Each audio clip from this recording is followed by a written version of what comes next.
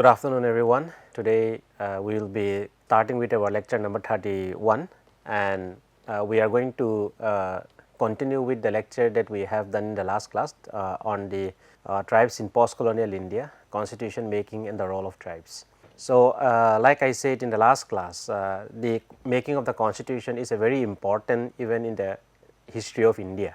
Now, during the from the 1940s onwards particular, it was very evident that the British were losing their grip because of the kind of anti-colonial or nationalist mobilizations.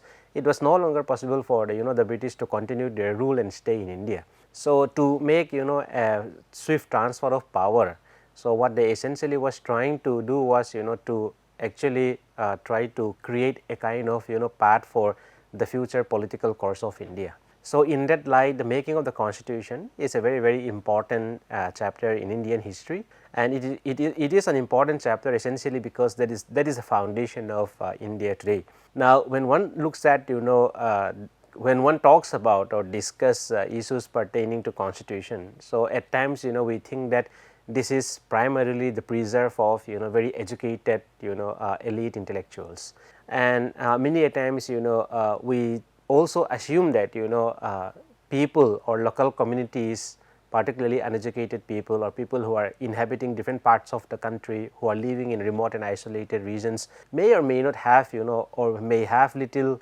role or contribute in not in a very significant way in the making of the constitution. Now, this is one of the assumption about the tribal communities as well. So, therefore, from this lecture what we will try to really look at is how tribal communities have actually engaged and participated in the making of the Indian constitution. And like I said, since it is a very important chapter in the history of India, it is important for us to really understand how these communities have engaged with the modern Indian state and contributed to the making of modern India. Now, in the last class we have talked about two divergent positions. On the one hand was the integrationist and the other hand was the isolationist approach. Now, we will continue to really examine these, but at the same time we will look at what is the standpoint of tribals themselves. Now, we have already known that the integration approach was an approach that was largely taken by anthropologists, sociologists like G.S. Ghurye, whereas isolation was a position that was more or less taken by the anthropologists like Weir Elwin or the larger colonial state. The Britishers, even at the dawn of India's independence, were in favor of keeping tribals communities isolated. Now, many a times when we talk about this integration isolationist debate, we often miss what is the perspective or what is the opinion of the tribal communities themselves. Now, we will start from the integration approach, and then we will gradually come to try to understand really understand what is the attitude, what is the opinion, what are the kind of voices that tribals raise, particularly on matters pertaining to their future, their political future after the departure of British. So, in post-colonial India, the integration approach that was the largely the determining factor, because India being a very vast geography, one of the primary concern of the nationalist leaders was essentially how to integrate this vast geography with divergent cultures, language. Look at any criteria, any parameters. One thing about India is that it is extremely diverse, religiously, linguistically, culturally, regionally, so on and so forth. There are more than thousands of communities in India. So, therefore, the primary agenda or the primary thing that was in the mind of the nationalist leaders was how to unite the people who are inhabiting these very diverse regions. So, in the context of the tribal communities as well, the integration approach was more or less the approach which was, or the standpoint which was taken by the larger nationalist leaders. So, the integration approach was also known as the power solution approach, and it primarily focused on ensuring political representation and affirmative action for tribal communities through reservation in government jobs and educational institutions. Now, for those of the leaders who advocated the integration approach, they also realized that there is something which is quite distinct and different about tribal communities. But then for them the solution to the tribal issue is not to keep them in further isolation. The future is how do we actually bring tribal to the national mainstream. So, therefore, the idea or the belief was that tribal communities should be given an opportunity to integrate themselves into the mainstream society, and for that it is important and necessary that certain kind of political representations and regulations in the form of affirmative actions be introduced, which will enable the community to actually integrate themselves into the national mainstream. Now, leaders like Siban Lal Saxena, BP Brajeswar Prasad, Rohini Chowdhury and KM Munshi put forward the national integration to oppose the provincial autonomy. Now, the integration approach actually came in response to much of the demand for continuation of the colonial policies. Now, when we talk about the colonial policies, it is important to remember that the colonial policies actually was more or less about keeping the tribes in isolation or administrative isolation. Now, in the post-colonial period or at the dawn of India's independence, many tribal communities were actually thinking that the colonial policies actually helped them to protect their culture and identity. So, therefore, many tribal communities began to demand the continuation of these provisions of autonomy, and these provisions of autonomy should be inserted in the Constitution of India. So, the integration is actually against the continuation of any provision for tribal autonomy. For instance, Siban Lal Saxena viewed the presence of scheduled tribes and scheduled areas as stigma and expressed hope that their development would progress rapidly in order to integrate with the broader population.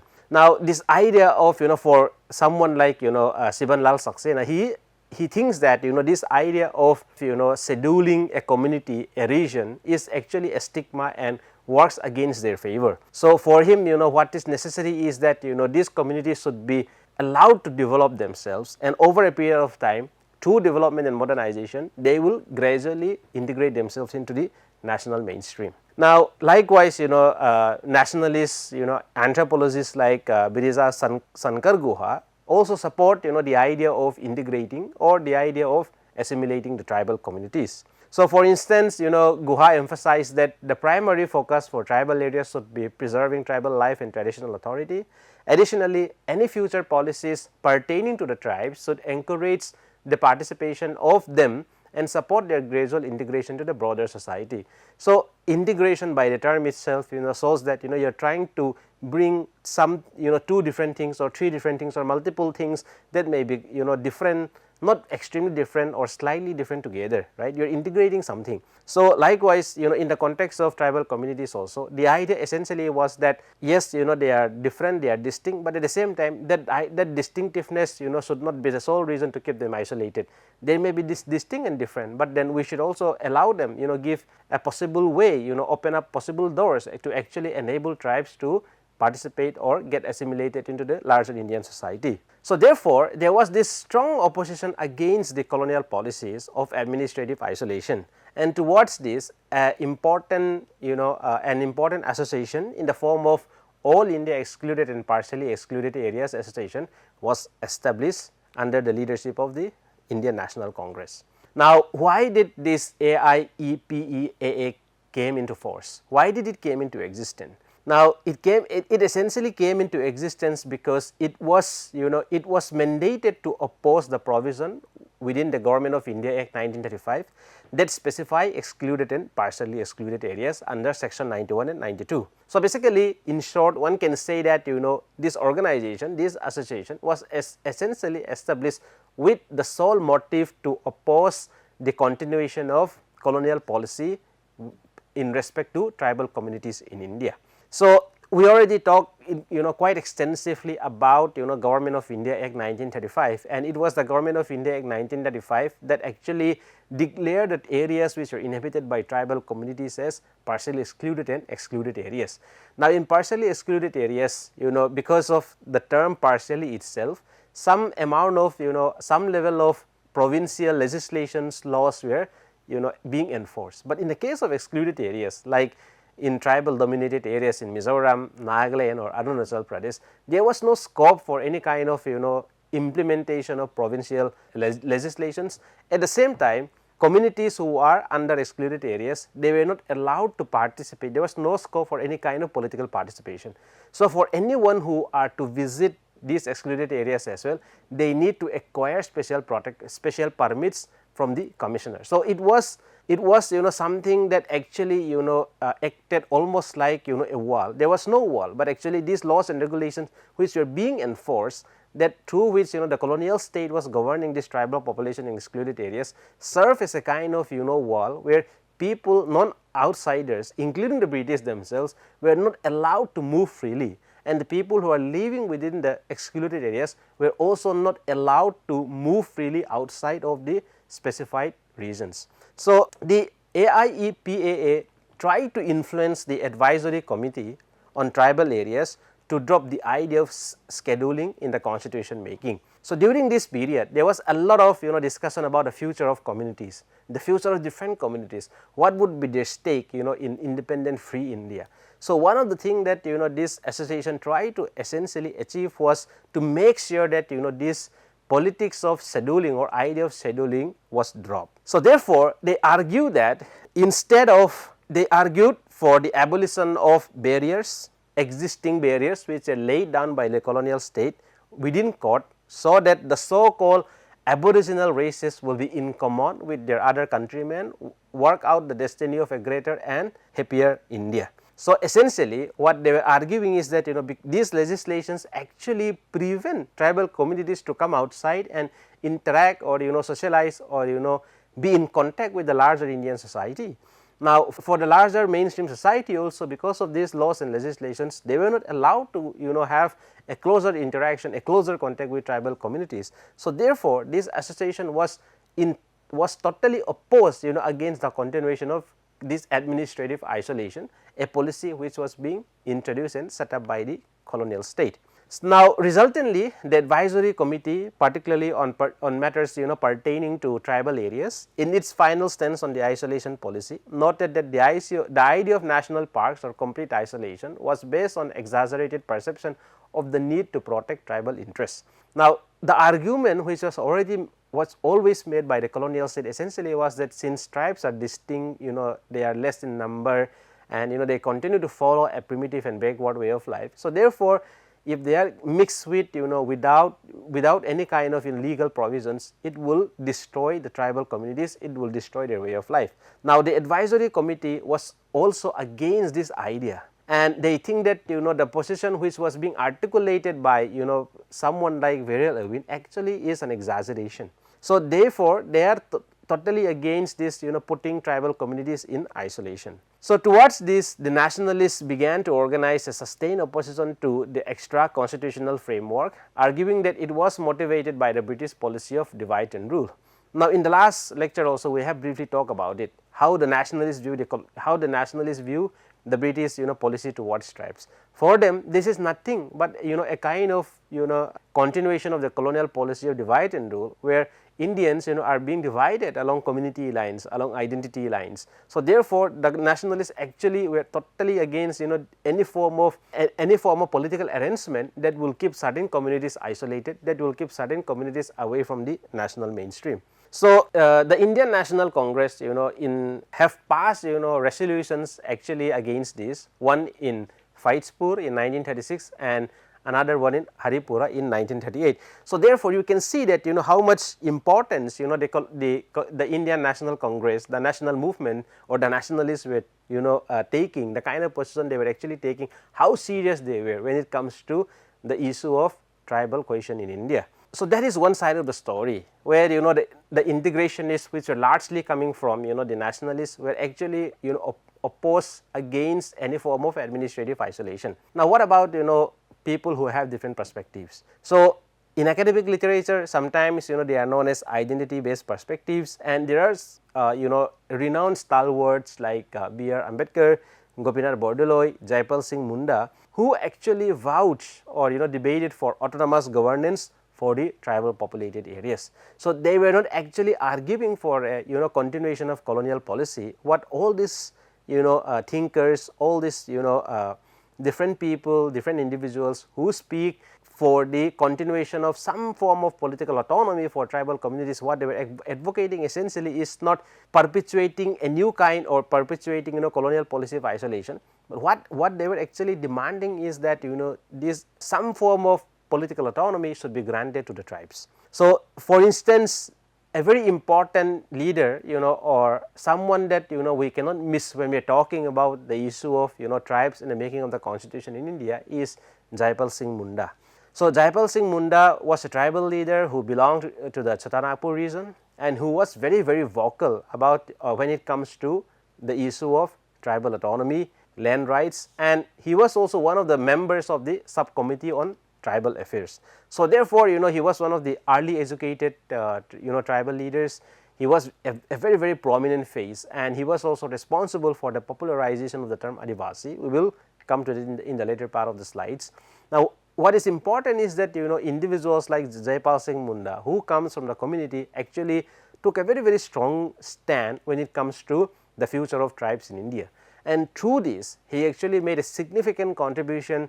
He actually made a significant contribution to all the tribal communities in India, and to a very large extent he can be credited, to the framing of the 5th schedule, for which, it was actually inserted in the Constitution of India. So, needless to say, despite, his contribution, many a times the role that, Jaipal Singh Munda played, is often overlooked and erased, and unfortunately even till today, beyond his immediate community, beyond the immediate region that he comes from, many people are yet to really know and, hear about him, his contribution, his life, what he has achieved and what he has done for, the larger nation. So, one very important speech that he made, which continues to resonate even in contemporary period, and which, continue to inspire many tribal communities in India.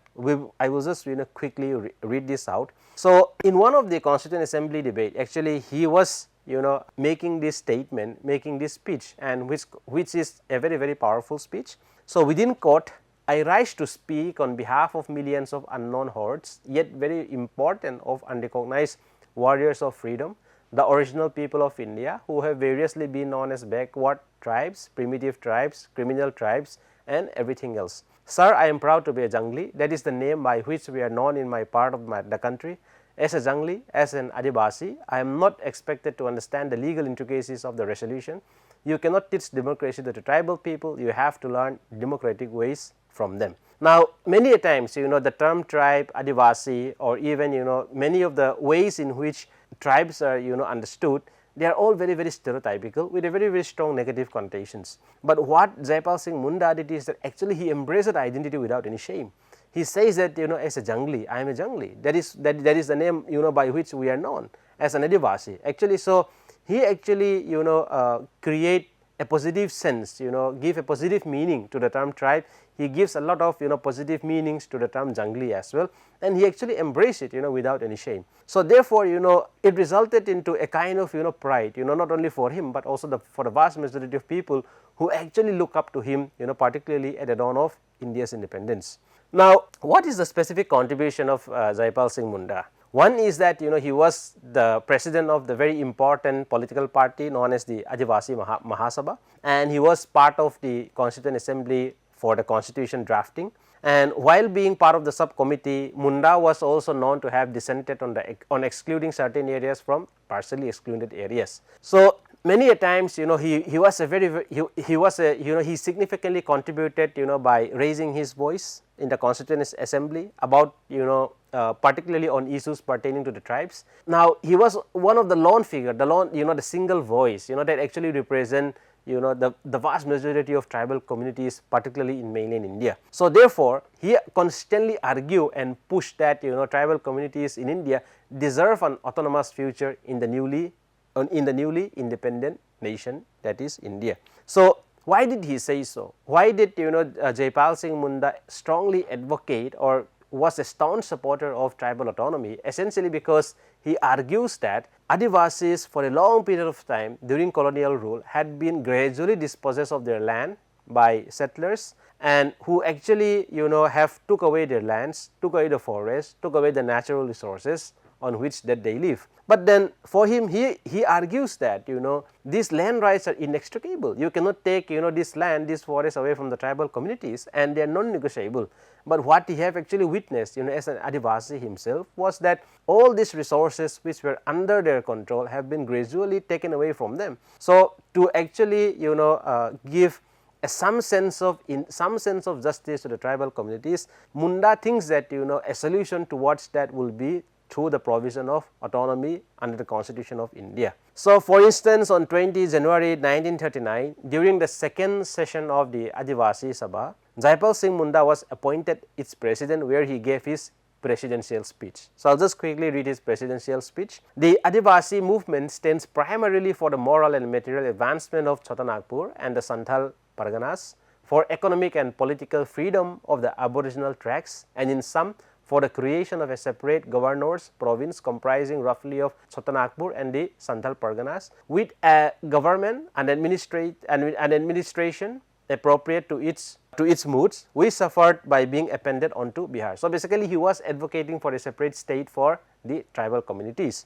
In separation alone lies the salvation of Chota Nagpur. We will be content with nothing less than an existence of our own, a separate province, a separate government, a separate administration. We must help ourselves. Our great future is in our own hands. So, this is what he said. So, therefore, people actually rally around him. People were in strong support of what Jaipal Singh Munda have to say, and he is also credited to the formation of Jharkhand state, because he have actually laid the foundation for what was to come much after maybe 60 to 70 years. So, likewise he was already a member of the Constituent Assembly. So, therefore, he was playing a very important role, a leading role as an Adivasi representative inside the Constituent Assembly, while also he was looked up by everyone in his home region in Chota Nagpur.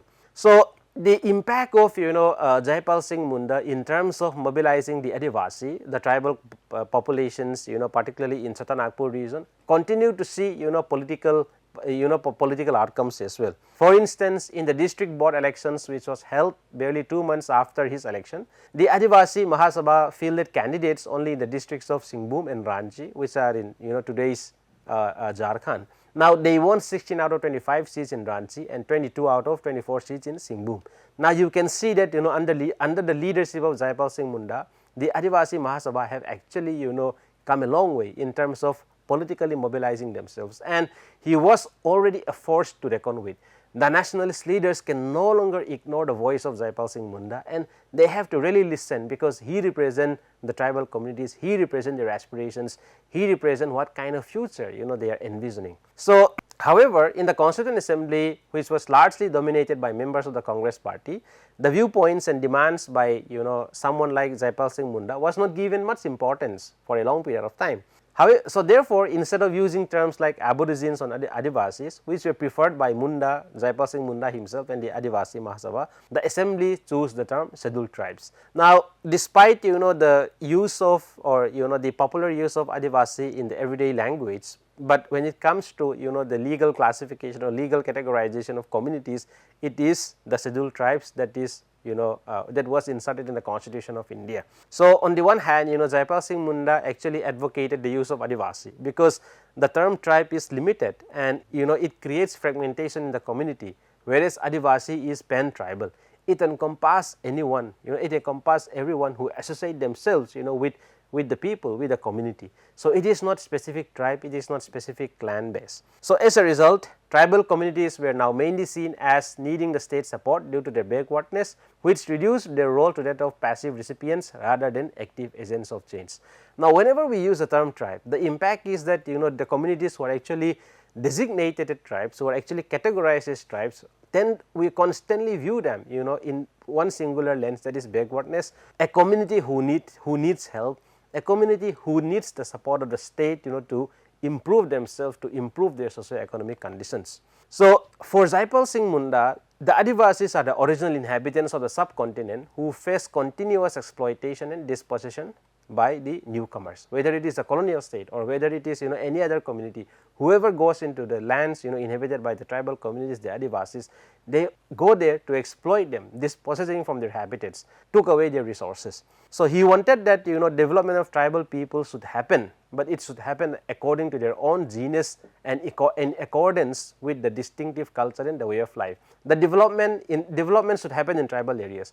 Tribal communities should industrialize, should modernize themselves, but then that should be without compromising their distinct culture, that should be without destroying their way of life. As such, he was in favor of schedules. he was actually in favor of scheduling the tribes, and he was also advocating for reservation of seats for tribal communities in the legislatures and government jobs. So, some of the other important standpoint that he took was that he was against the Tribal Advisory Council, which was recommended by the advisory committee with powers to decide on the questions of applicability of laws in the tribal areas. He was actually opposed because this advisory committee will have a say over what kind of laws and legislations will be made applicable in tribal areas. So, towards that, Jaipal Singh recommended that Tribal Advisory Council should be made only an advisory board with actual powers on the discretion of governor while framing the 5th schedule. Along with this, he urged the inclusion of Mundari, Gondi and Oraon language to be recognized as official language in the Schedule 7A, now Schedule 8 of the Indian Constitution. So, in many sense, you can see that Jaipal Singh Munda was a very far-sighted leader. He was not only thinking about the tribal present, he was thinking about the future of tribes. So, therefore, he constantly advocate that not only in terms of acquiring or getting political autonomy, but also in terms of advancing the culture and language of the tribes. So, moreover, special provisions were proposed to retain the system of separate land reserves established by the British. The aim was to prevent the alienation of tribal land in independent India as well as cultural identity, which were deeply tied to land ownership. Now, land ownership and protection. Now, we already know that when we talk about resource rights, particularly in relation to land, water and forest, we have seen that these resources are not only understood as resources from which a community should economically profit or make profit from. On the contrary, tribes have a lot of symbolic values attached to these resources, particularly when it comes to land, water and forest. So, therefore, Jaipal Singh understood that, and for which he advocated that to actually protect the interest of the community, what is utmost importance is that a separate land reserve need to be established. He is saying that because he understands that this land relations between tribes and their national habitats are not only economical, but also have to do with very emotional. It has a spiritual dimension, it has an emotional dimension. Now, during the colonial period, another problem was that there was massive land alienation that was taking place. So, therefore, to curtail and stop this land alienation from continuing, he actually advocated separate land reserves.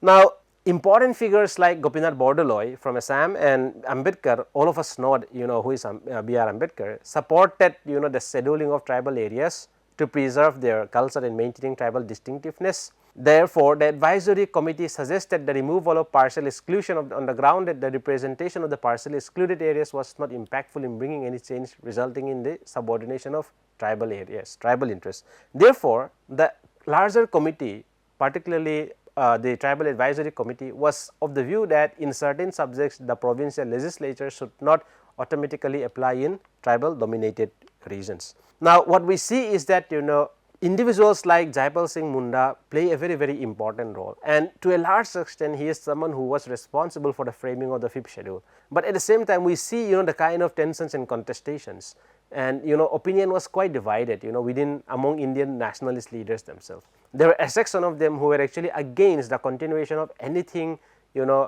which were done by the British. This was particularly in relation to tribal areas, because the colonial policy pertaining to tribes was very much close to their divide and rule policy, because they have kept the tribes away from the national mainstream.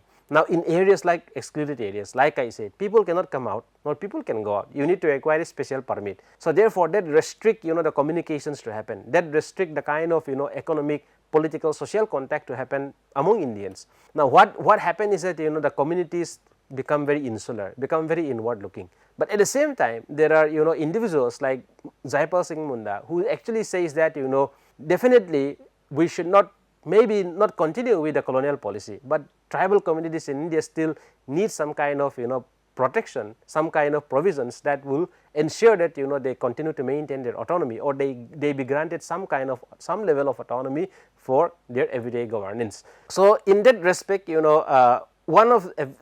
one cannot ignore the role and contribution of Jaipal Singh Munda, and to a very large extent he was responsible for the framing of the 5th schedule, for which till today we continue to have the 5th schedule which is inserted in the Constitution of India. Now, I will be stopping here. In the next lecture, that is lecture number 32, we will look at the frame, and another very important element or another very important chapter in the history of tribal communities in India, which is the framing of the 6th schedule. Again, this is the story is very similar to what we have talked about in this lecture and the last lecture. That is, there has always been contestations. People, not everyone were always in favor of isolation, not everyone were in favor of integration. So there was some middle ground that was being always sought, that was always taken. Now, in the context of tribal communities in Northeast India as well, we will really look at the debates that actually happen, the kind of contestations, the different positions that leaders, thinkers have taken. So I am going to stop here. Thank you so much. We will meet again in lecture number 32.